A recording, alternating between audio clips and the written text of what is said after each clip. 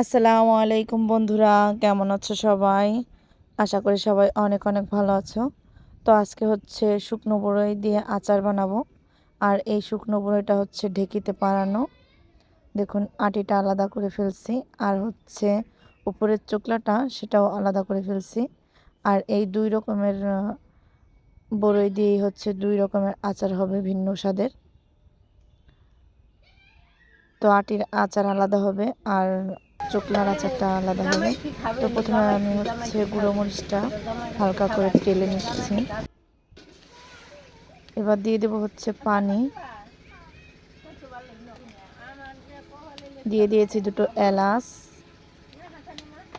তেজপাতা, আর দিয়ে দিলাম হচ্ছে পরিমাণ মতন চিনি। এবার কিছুক্ষণ নেড়ে নেব চিনিটা গলে যাওয়া পর্যন্ত।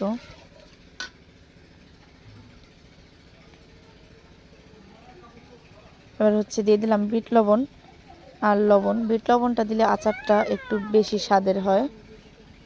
তো এভাবে কিছুক্ষণ জাল করে নেব। দেখুন পানিতে বলক উঠে আসছে। এবার হচ্ছে বড়ইটা দিয়ে দেবো, বড়ইয়ের যে চুকলাটা সেটা দিয়ে দিলাম, দিয়ে এভাবে নাড়াচাড়া করতে থাকবো।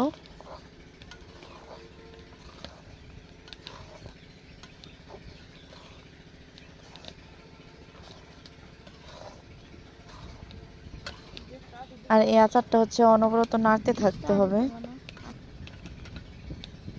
এবার দিয়ে দিলাম অল্প পরিমাণে বড়ইয়ের আটি, বেশি দেব না, কারণ বড়ইয়ের আটি দিয়ে আবার হচ্ছে আলাদা আচার করব। তো এভাবে নাড়তেই থাকবো।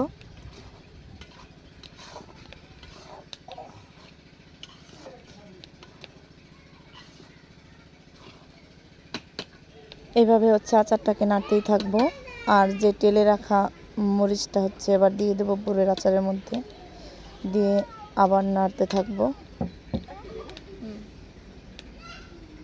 আর দিয়ে দিলাম পাঁচফোড়ন গুঁড়ো করা, অল্প পরিমাণে দেব, কারণ বড়ইয়ের আচারে বেশি পাঁচফোড়ন দিলে গন্ধ বলে, ঘ্রাণ বলে না। তো অল্প পরিমাণে পাঁচফোড়নের গুঁড়ো দেবো। এভাবে শুধু অনবরত নাড়তেই থাকবো।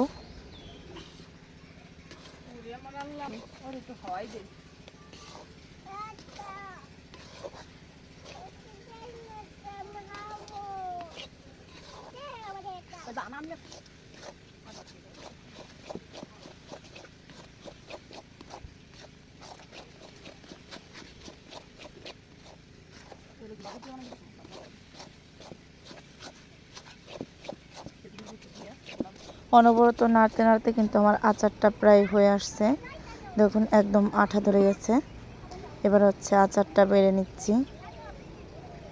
দেখুন আর কতটা সুন্দর হয়েছে, যেরকম দেখতে সেরকম খেতে, অনেক সুস্বাদু। সবাই সুস্থ থাকবেন, ভালো থাকবেন, আল্লাহ হাফেজ।